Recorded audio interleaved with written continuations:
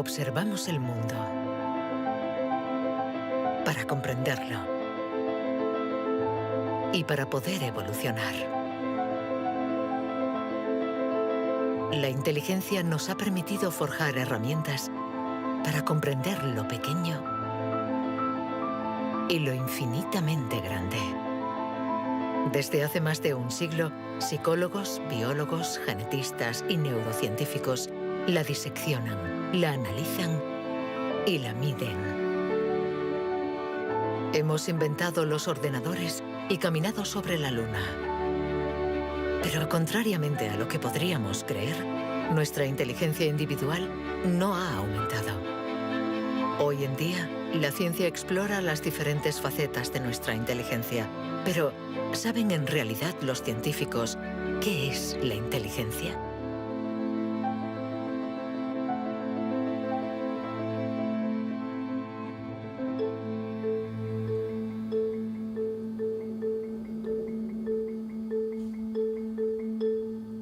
Inteligencia es relacionar. Unir elementos diferentes para hallar soluciones. Para entenderla, hay que conseguir dividirla y aislar todos sus componentes. Los investigadores estudian sus diferentes facetas.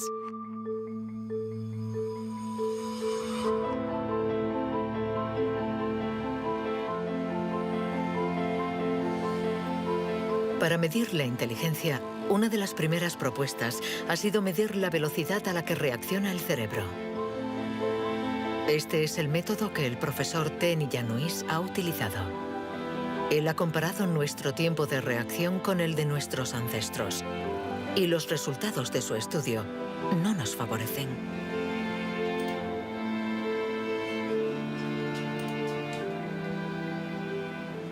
Para medir el tiempo de reacción, mostramos a una persona una luz sobre una pantalla y esta, pulsando un botón lo más rápido posible, debe decir si la luz aparece a la derecha o a la izquierda. No es un acto reflejo, sino una información simple que nuestro cerebro debe procesar. Estos estudios sobre el tiempo de reacción son muy antiguos. Muchos de ellos los llevó a cabo Francis Galton, primo de Charles Darwin, entre 1860 y 1880 en Gran Bretaña. Galton hizo pruebas a muchos miles de personas representativas de la población de la época. La gente tenía entonces un tiempo de reacción muy rápido.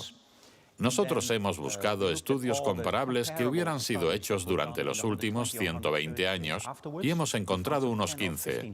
Al compararlos, hemos podido comprobar que durante los últimos 150 años la gente se ha hecho cada vez más y más lenta. Para el profesor Ten Iannuis, inteligencia es velocidad. Y nuestro cerebro invierte como media 50 milisegundos más que el de nuestros bisabuelos a la hora de procesar una información simple. 50 milisegundos más puede sonar como un algo ridículamente breve. Pero si pensamos en las miles y miles de decisiones que debemos tomar cada día, y somos un poco más lentos en cada decisión, esto puede tener consecuencias muy, muy importantes.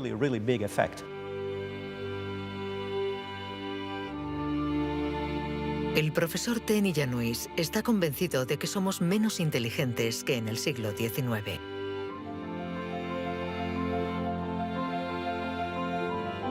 Y la prueba está en la increíble capacidad de invención de este periodo, marcado por una explosión de las innovaciones, de la creatividad, de las ideas.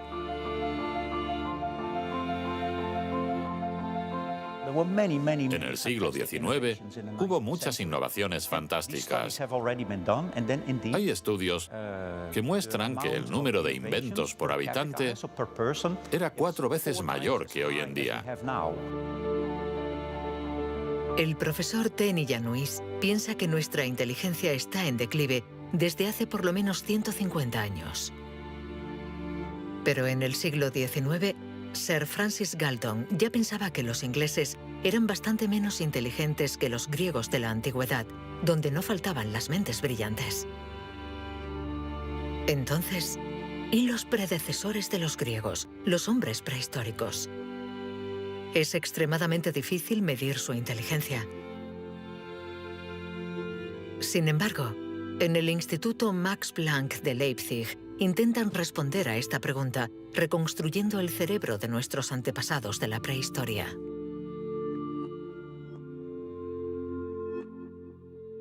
La paleoneurología es una ciencia muy frustrante, porque su objeto de estudio es casi inexistente. No hay cerebros fósiles. Lo que sí tenemos es la caja que contenía este cerebro.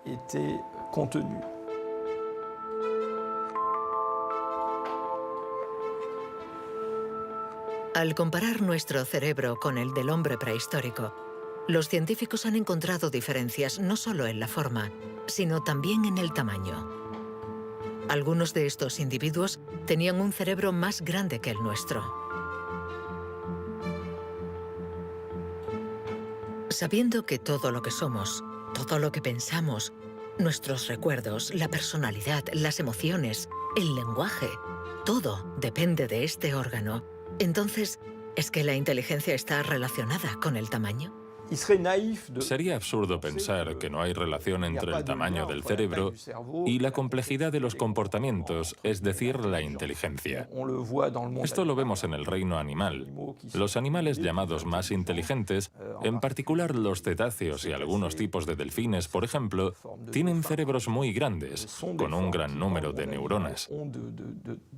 Por lo tanto, encontramos en ellos algo que también encontramos en los grandes primates y en el hombre.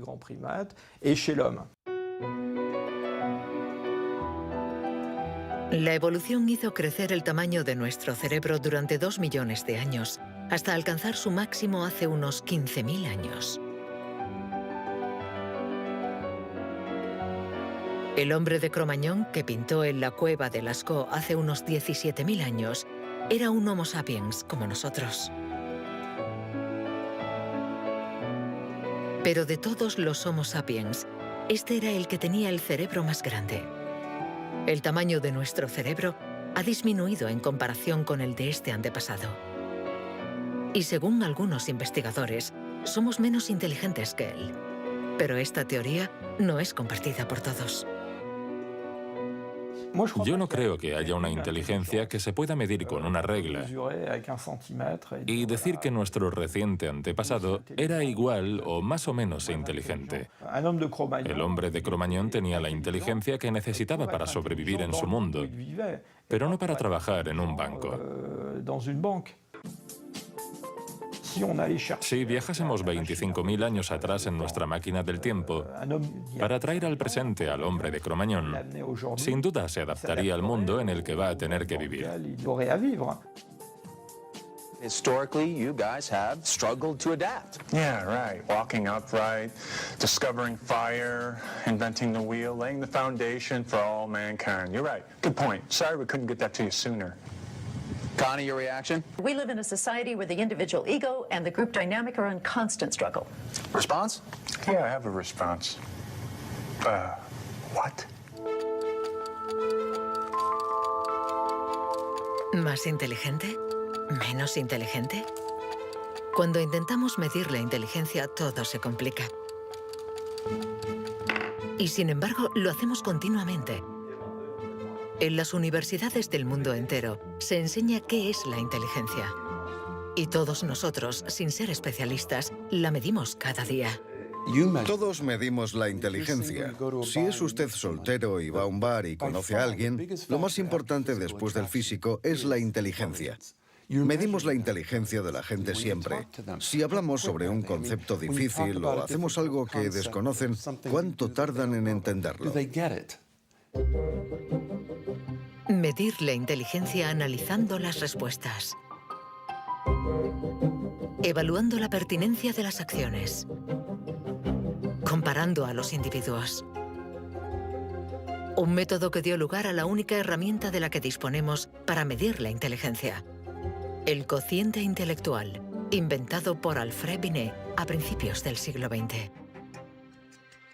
Alfred Binet criticó bastante a los alienistas, los psiquiatras de la época. que hacían diagnósticos para juzgar la discapacidad intelectual, separando en grandes categorías: los idiotas, que tenían el grado más alto de discapacidad, después los imbéciles y luego los tontos.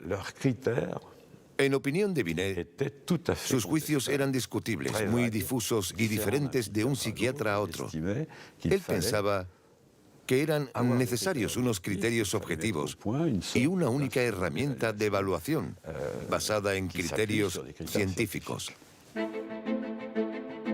En 1905, el Ministerio de Educación francés pidió a Binet que encontrara la manera de detectar a los niños con dificultades escolares. Él no tenía ninguna teoría sobre la inteligencia, pero observando a sus hijas, pensó que podría hacer una evaluación a partir del razonamiento, la capacidad de comprensión y la memoria. Lo que finalmente intentó hacer fue encontrar para cada grupo de edad los problemas característicos de ese grupo. Por ejemplo, les enseñaba una foto y les preguntaba qué representaba. Señaló que los niños de 3 años enumeraban lo que había en la imagen. Hay un señor, una señora, un banco, un árbol. Los de 7 u 8 años describían la imagen. Hay un señor y una señora sentados en un banco. Y por último, los de 12 años interpretaban la imagen. ¿Están tristes? ¿O bien el señor está enfermo? Y cosas así.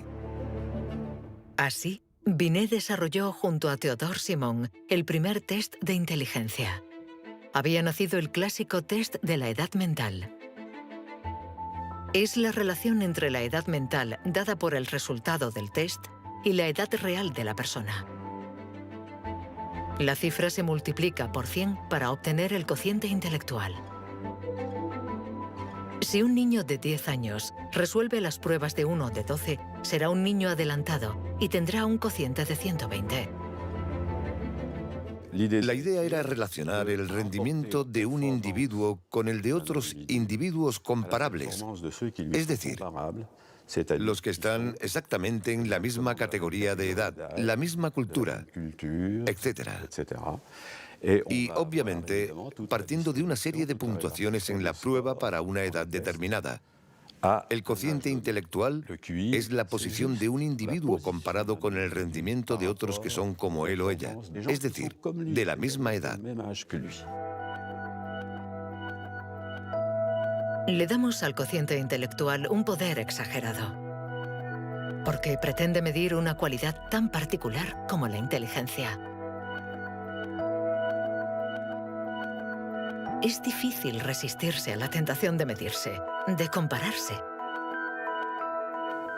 Lo que sí es un poco ridículo es lo que nos encontramos actualmente en Internet, como las páginas web que calculan nuestro cociente intelectual. La gente hace el test, se encuentra con una cifra y la interpreta. Y si, por ejemplo, esta cifra no es buena, pensamos que no somos inteligentes. Es absolutamente catastrófico. El 2. Es ridículo pensar que una cifra defina a una persona. El 4. El 3. Solo un psicólogo hará un test fiable del cociente intelectual. El 2. Ya que debemos saber cómo interpretarlo en relación con el pasado del individuo, su presente El 2 y el 3. y su personalidad. Este cociente mide la inteligencia. Compara a las personas. Pero ¿nos permite saber si nuestra inteligencia ha evolucionado desde que Binet lo inventó hace más de un siglo? ¿Obtenemos mejores resultados en el test hoy? En Nueva Zelanda es donde por primera vez han respondido a esta pregunta. Allí, James Flynn ha hecho un descubrimiento sorprendente que los científicos de todo el mundo han bautizado como el efecto Flynn. El efecto Flynn supone el descubrimiento de que todas las naciones que entraron en la era industrial han obtenido mejoras considerables en los tests de cociente intelectual. He revisado toda la variedad de estas pruebas en 40 países, como en Francia, Holanda o Noruega, donde los jóvenes habían sido llamados al servicio militar. Se les ha dado cada año exactamente el mismo test, y las mejoras son muy evidentes. Hace 1 o 2 generaciones, la gente obtenía una media de 30 respuestas sobre 60. Hoy obtienen 45. Después de evaluar decenas y decenas de estudios, James Flynn ha mostrado que desde hace más de 60 años obtenemos mejores resultados en estos test. ¿Quiere esto decir que ahora somos más inteligentes que nuestros abuelos? Un cambio en el cociente intelectual no significa necesariamente un cambio en la inteligencia. Pongamos un ejemplo. Una persona hace hoy el test por primera vez. Si hace el mismo test al día siguiente, existe un efecto de aprendizaje. Su puntuación va a ser más alta, pero no quiere decir que se haya hecho más inteligente. Solo significa que se ha familiarizado con el test. El aumento del cociente intelectual se debe en gran medida al entorno, mejor alimentación y mejor educación. Nuestro cociente aumentaría de 2 a 3 puntos por cada año de escuela, y los años de escolarización han pasado de una media de 6 a principios del siglo XX a los 11 años de hoy en los países industrializados. Todos estos cambios añadidos han incrementado los resultados. Cuando realizamos un test hoy, estamos preparados en la medida en que la escolarización y otra serie de factores nos han dado la capacidad de aplicar nuestra lógica de forma abstracta. Es decir, que podemos ver una serie de números y acertar el siguiente.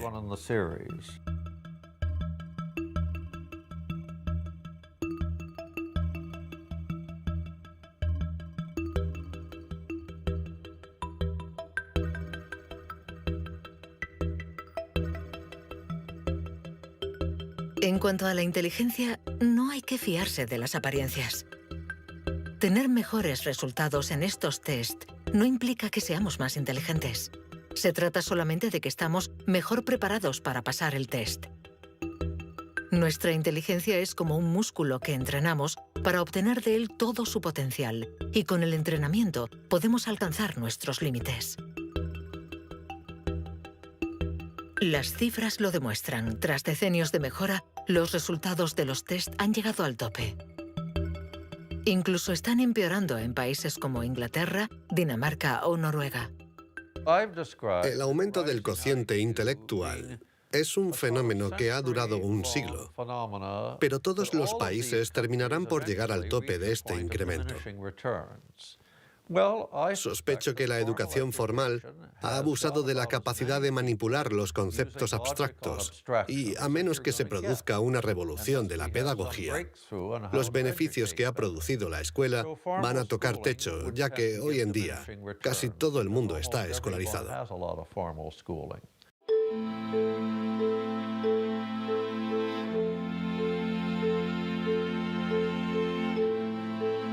Un cociente estancado. Cerebros cada vez más lentos y más pequeños. ¿Dónde está nuestra inteligencia? Las primeras herramientas para medir la inteligencia se inventaron hace más de un siglo. Y todavía estamos influenciados por las teorías de Sir Francis Galton y Alfred Binet. Pero hoy podemos llegar más lejos. En lugar de medir lo que la inteligencia produce, pongamos nuestra atención en el órgano que produce la inteligencia.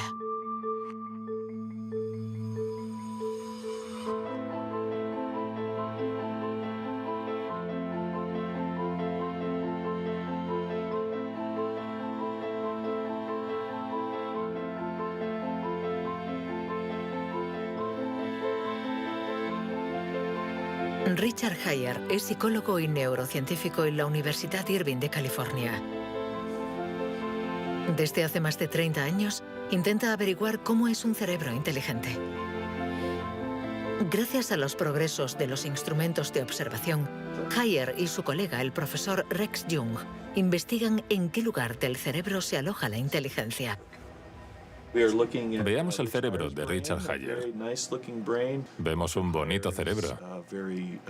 El doctor Hayer es una persona brillante e inteligente y vemos todas las regiones que sustentan su inteligencia.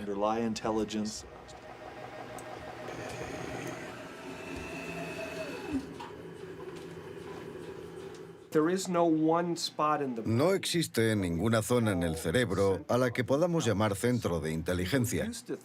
Se pensaba que había un centro de inteligencia en la parte frontal, pero las investigaciones han demostrado que cuando resolvemos problemas de inteligencia en el interior de un escáner, la comunicación bidireccional entre la parte frontal y la parte posterior es muy importante mientras efectuamos la operación. El profesor Hayer es uno de los pioneros en la utilización de modernas técnicas de neuroimagen. Su primer estudio data de 1988. Hasta entonces, nadie había utilizado estas herramientas para investigar la inteligencia. Hemos encontrado áreas del cerebro que se activan cuando hacemos un test de inteligencia. Pero lo más sorprendente ha sido que cuanto más activas estaban estas áreas, menos buenos eran los resultados de dichas pruebas. Esto es lo contrario de lo que esperábamos. En el mundo de la ciencia, encontrar un resultado opuesto a lo esperado es realmente interesante.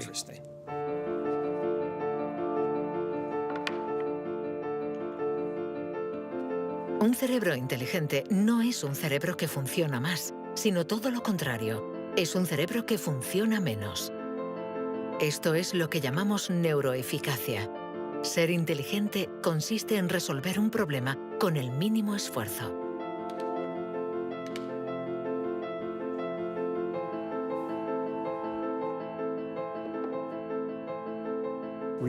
Si recordamos la primera vez que condujimos un coche, el primer día en un gran aparcamiento vacío, con alguien sentado a nuestro lado, girando el volante y pensando, ahora tengo que frenar. Sin embargo, hoy conducimos en medio del tráfico de una ciudad desconocida y aún así podemos charlar con los acompañantes, porque nuestro cerebro es ahora mucho más eficaz. Por lo tanto, un alto nivel de inteligencia no está necesariamente ligado a un cerebro que trabaja más, sino a una transmisión más eficaz de la información entre las zonas importantes del cerebro. Cuando se piensa en un proceso tan complejo como la inteligencia, debemos imaginar que el cerebro es como una orquesta con distintas secciones. Pero el verdadero misterio está en cómo interactúan estas secciones, porque, como sabemos, esta orquesta no tiene director. Si el cerebro es una orquesta, entonces la inteligencia es la música.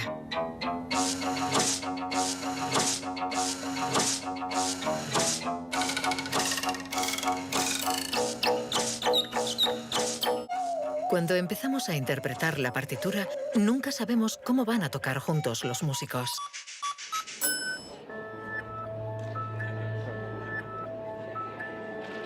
En la Universidad de la Sorbona, el profesor Olivier Houdet busca un director para esta orquesta. Para encontrarlo, mide la actividad eléctrica del cerebro mientras los niños resuelven problemas.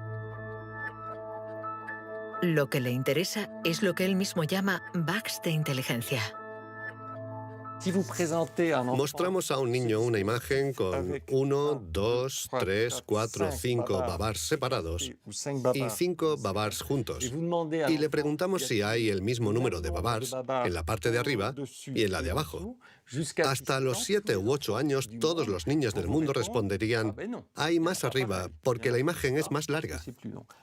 El cerebro de los niños es fácil de engañar por la inteligencia visioespacial, según la cual longitud es igual a número. Esto significa que tenemos caminos neuronales distintos para resolver una misma tarea.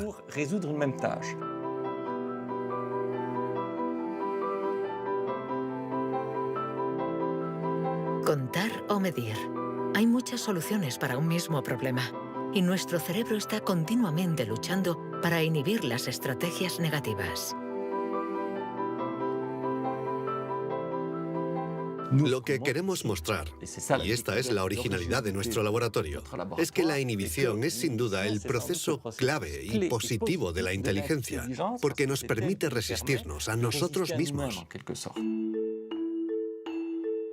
Resistirnos a nosotros mismos es aprender a controlar las interferencias que perturban a nuestra inteligencia. El test de Stroop es uno de los métodos de observación de estas interferencias. Consiste en decir el color de una palabra sin leerla.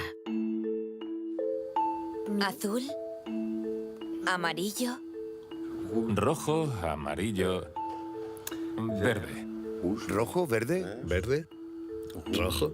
verde, amarillo, Amarillo, rojo. amarillo, amarillo, rojo. Amarillo, rojo, Amarillo, amarillo. Rojo, verde, rojo, amarillo, azul, verde.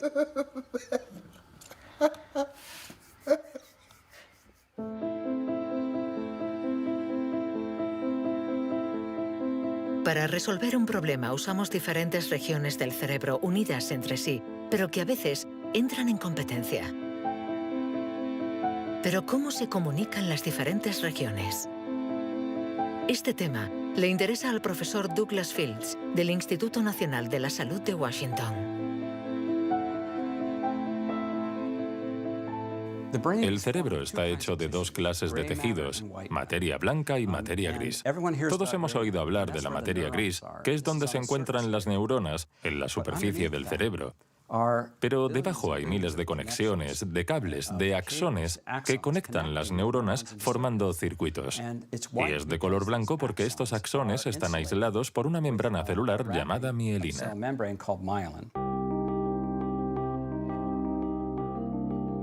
La mielina envuelve los axones y permite que la información circule de forma rápida y eficaz en el cerebro.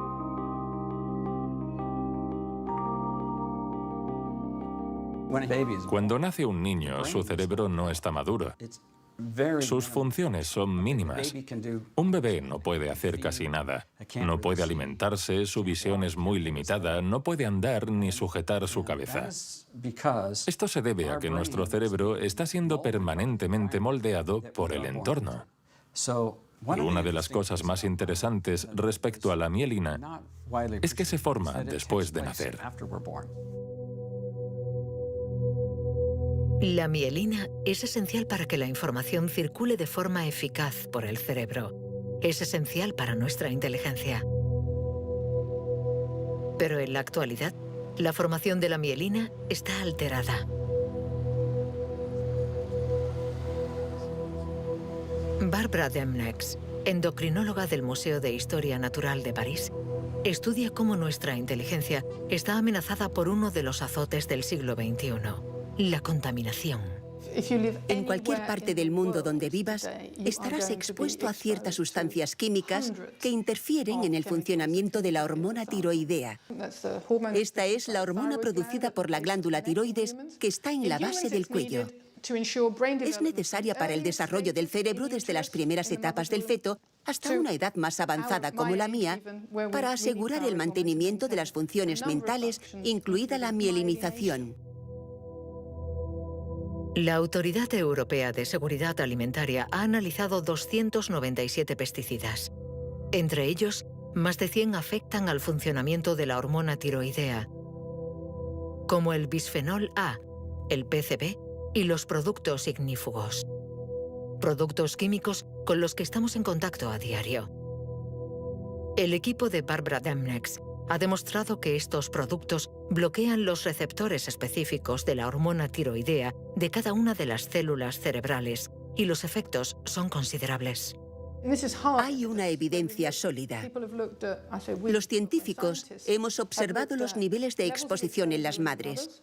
Se han comparado diferentes niveles de exposición y hemos visto que los niveles más elevados estaban asociados a una pérdida de 5 a 6 puntos de cociente intelectual en sus hijos. Cierto es que la mayoría de nosotros no percibimos la diferencia, pero es evidente que 5 puntos menos de cociente intelectual pueden suponer una gran diferencia en cuanto al éxito escolar o al éxito en la vida.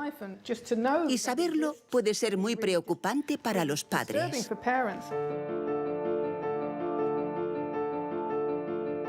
Nuestra inteligencia nos ha permitido crear un mundo complejo, pero a costa de degradar el medio ambiente. Y podríamos estar pagando el precio si esta degradación afecta a nuestro cerebro, actuando, por ejemplo, sobre la mielina. Pero si este fenómeno se confirma, ¿qué haremos? Durante más de un siglo, hemos pensado que los procesos mentales se debían solo a la actividad eléctrica de las neuronas. Pero hoy, los neurólogos han comenzado a explorar nuevos campos. Tan solo el 15% de las células del cerebro son neuronas. El resto, el 85%, no se comunican mediante impulsos eléctricos. Las llamamos glía. Nuevos métodos nos han permitido ver, para nuestra sorpresa, que las células gliales se comunican entre ellas y con las neuronas sin electricidad. Esto es un punto de partida fascinante, porque supone un cambio fundamental de conceptos respecto al funcionamiento del cerebro a nivel celular. Células gliales. Células mucho más numerosas que las neuronas y que forman su entorno. Algunas fabrican la mielina.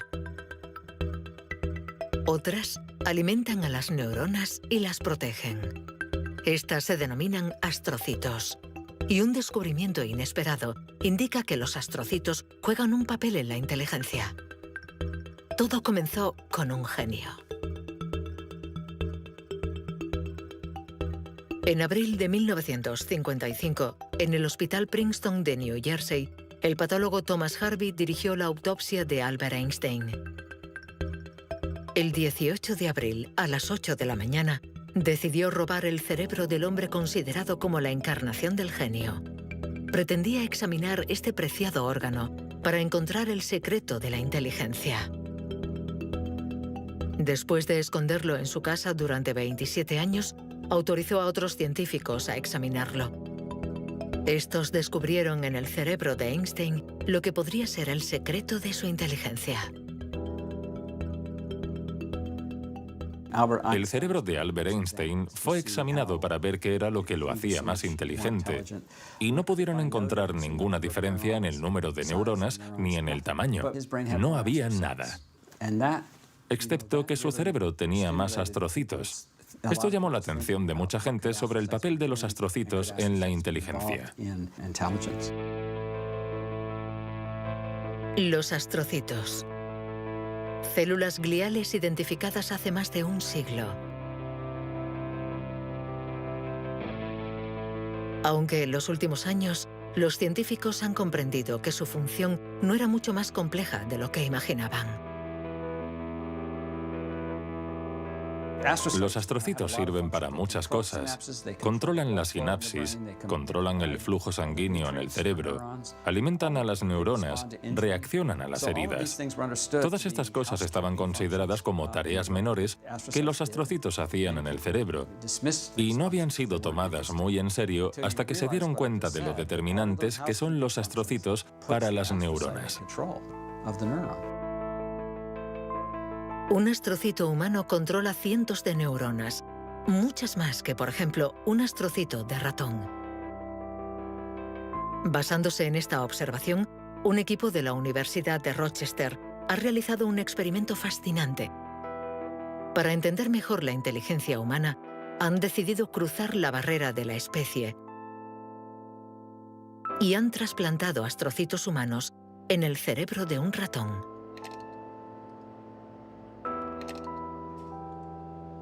Hemos trasplantado astrocitos humanos en ratones y el trasplante invadió literalmente todo su cerebro. Cuando lo revisamos un mes después, pudimos ver que allí donde habíamos realizado el injerto, este ocupaba un lugar discreto.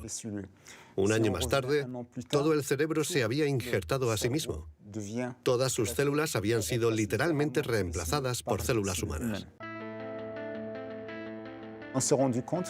Y nos dimos cuenta de que estos ratones tenían más memoria y más capacidad de aprendizaje que los no injertados. Para comprobar las capacidades de los ratones con el cerebro modificado, los metieron en un laberinto. ¿Resultado? Los injertados encontraron la salida 2 veces más rápido que los no injertados. Este experimento no deja lugar a dudas. Los astrocitos favorecen la memoria y el aprendizaje. Juegan un papel clave en nuestra inteligencia.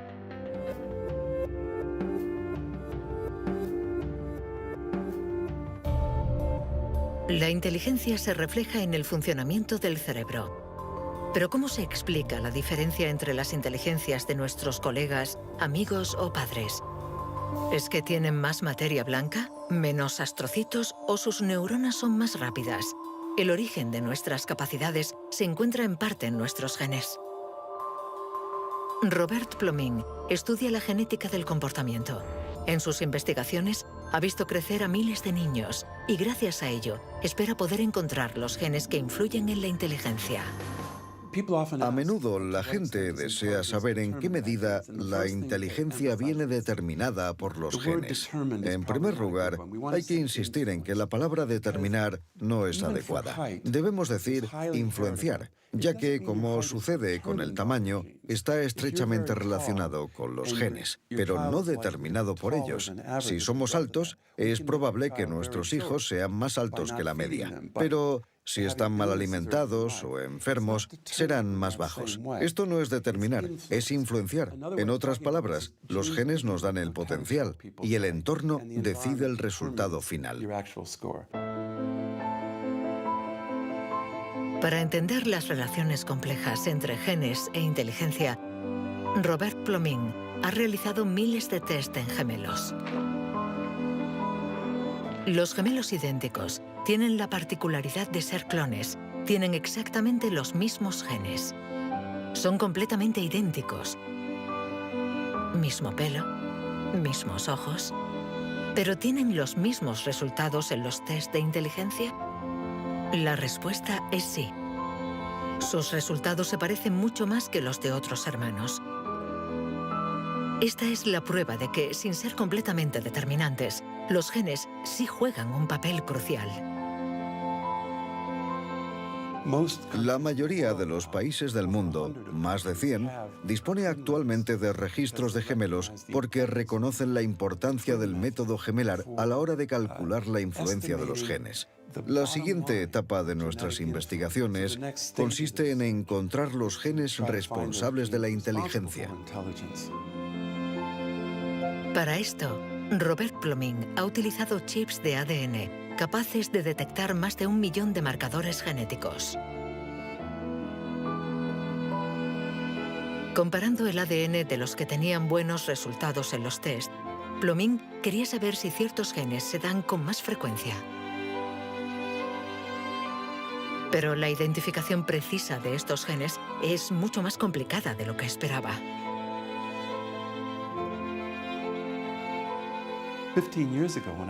Hace 15 años, cuando comencé a buscar los genes de la inteligencia, nadie imaginaba que sería una tarea tan difícil. Pudimos identificar más de 300 genes que influyen sobre la inteligencia. El problema era que habíamos estudiado solo el 1%.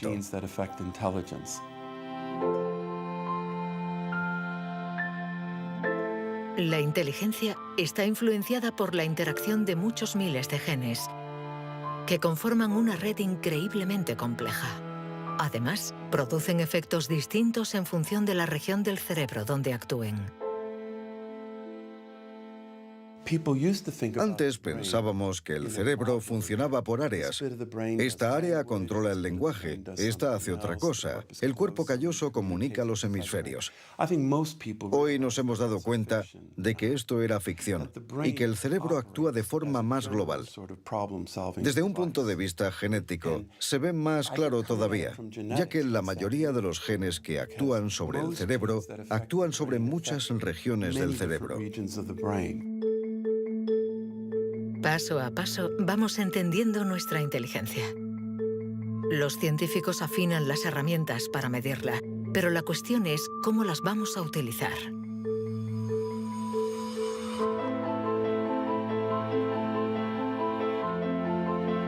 La inteligencia es lo que mejor predice nuestro nivel de estudios o nuestro empleo.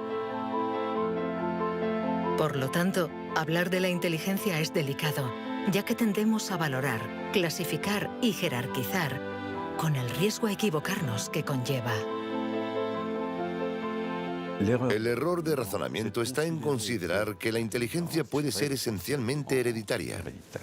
Y esto nos ha llevado a divagaciones, en mi opinión, total y absolutamente ridículas. Por ejemplo, en 1924, creo, se votó en Estados Unidos una ley que restringía la inmigración mediante cupos, porque en los test daban resultados menos buenos.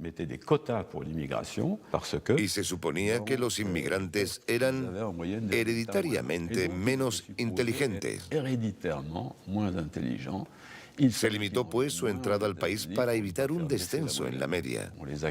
Como sabemos, entraban por la isla de Ellis, frente a Nueva York, donde muchos de ellos eran devueltos, sobre todo aquellos que se anticiparon al auge del nazismo.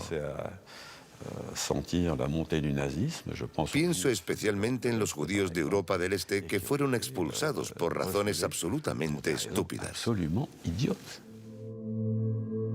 Durante mucho tiempo, creímos que nuestro origen era determinante y que nuestra herencia controlaba nuestras vidas. Después, por suerte, la ciencia ha abandonado esta visión determinista. Pero la inteligencia es algo especial. Un tema tan sensible que los pasos en falso han marcado su historia. William Shockley, físico visionario y premio Nobel por su descubrimiento del transistor, resultó menos brillante en sus estudios sobre la inteligencia. Dr. Shockley, if you could answer it yes or no, I would appreciate it. Do you believe that black people are inferior in intelligence because of their heredity?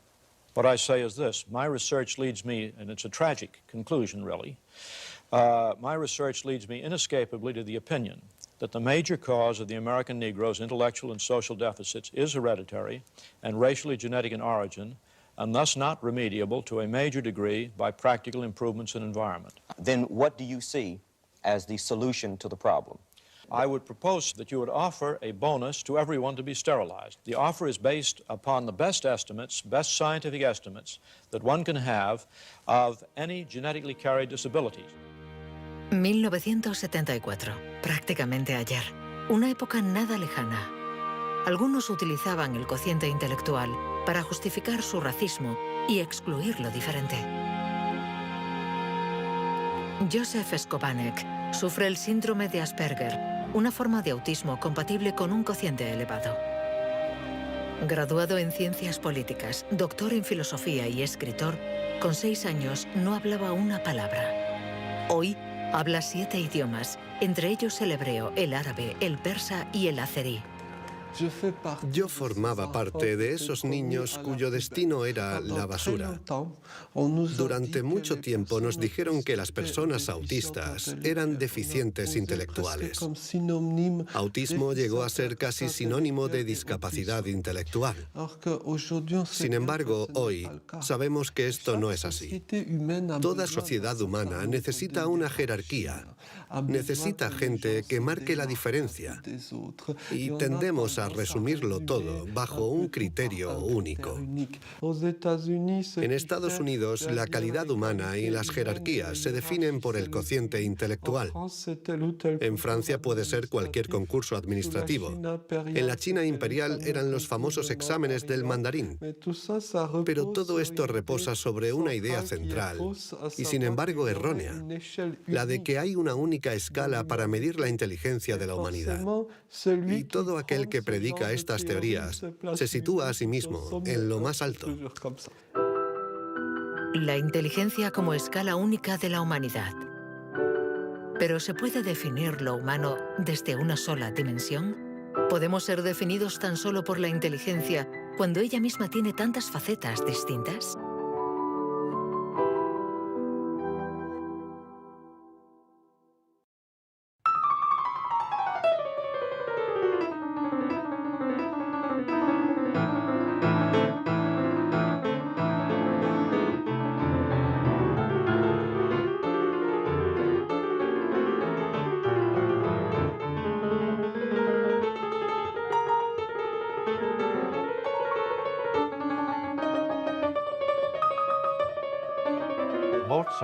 Nos han dicho siempre que Mozart podía tener en la mente una sinfonía entera.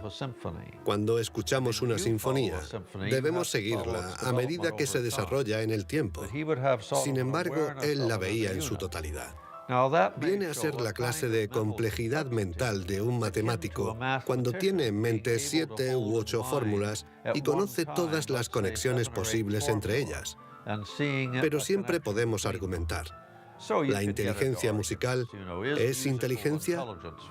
No importa. Lo que importa es que existe y que aquellos que la poseen no tienen necesariamente un cociente intelectual elevado.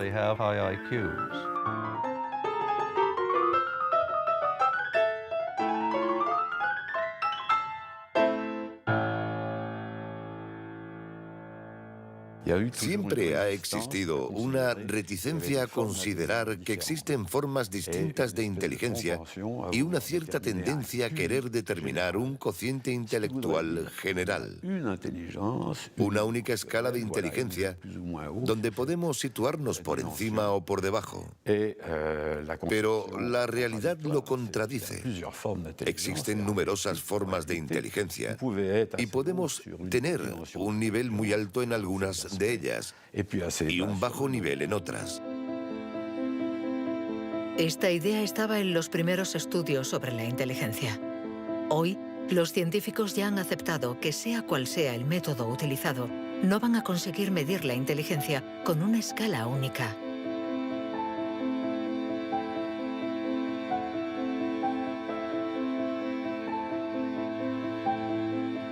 En la Universidad de Nuevo México, el profesor Rex Jung está convencido de que para resolver cualquier tipo de problema usamos distintos tipos de razonamiento.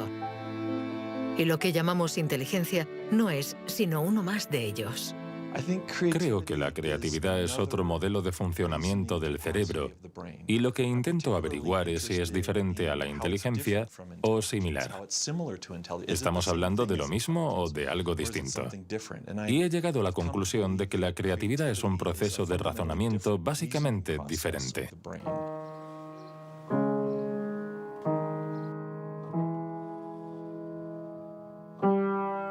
Leer una partitura es ser inteligente utilizando nuestros conocimientos.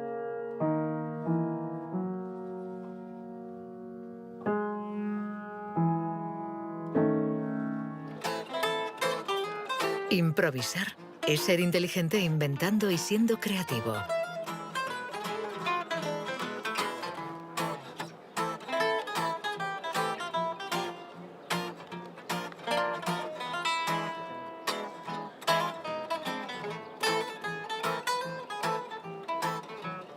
Un músico puede ser a la vez inteligente y creativo, un sujeto de estudio ideal.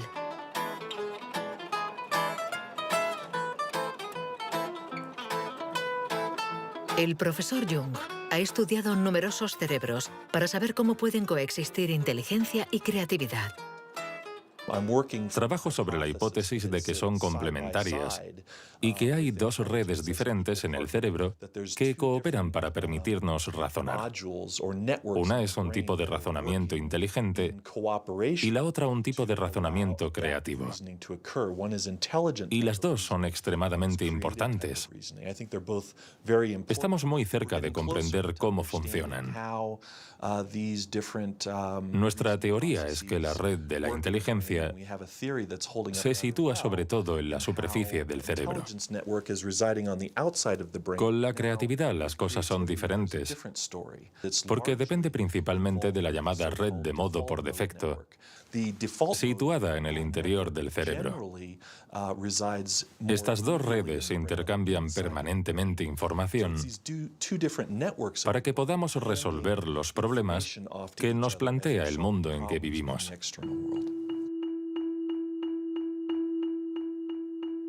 Todos hemos experimentado esa sensación de una idea que surge de no se sabe dónde con la fuerza de la evidencia. Lo que nos revelan los neurocientíficos es que la forma de razonamiento inventivo-creativo es una única forma de razonamiento. ¿Podemos ser inteligentes sin ser creativos? ¿O creativos sin ser inteligentes? ¿Esta cuestión tiene sentido? Para evolucionar de forma inteligente, ¿no necesitamos todos los recursos de nuestra mente? No podemos ser creativos, por ejemplo, en física, si solo tenemos formación en física. Para ser creativos en física, necesitamos estar educados en ese universo extraño y poder utilizar y reutilizar los mecanismos mentales que hemos aprendido en otros contextos. El problema de las investigaciones estériles es que se encierran en su burbuja y no dan ni reciben información. Por el contrario, las personas creativas son aquellas que importan ideas de un universo a otro.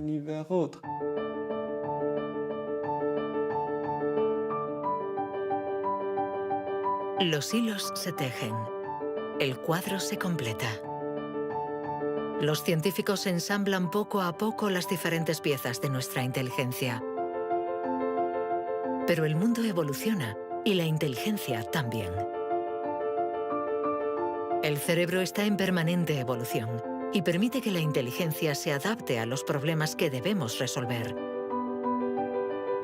por múltiples y variados que estos sean. Cuando era niño, sabía que yo no funcionaba como los demás y era consciente de ello. Esto me hizo reflexionar y me llevó a imaginar un mundo plural. Un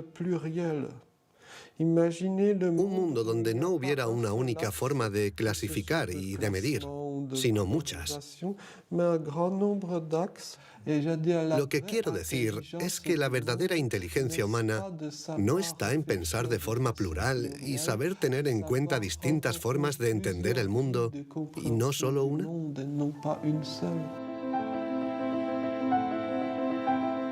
El papel de la ciencia no debe ser el de decir si somos más o menos inteligentes que nuestros vecinos o que nuestros antepasados, sino el de ayudarnos a entender cómo funciona nuestro cerebro. Así, sabremos cuidar nuestra inteligencia y también mejorarla para tejer hilos de unión entre nosotros y la diversidad que nos rodea.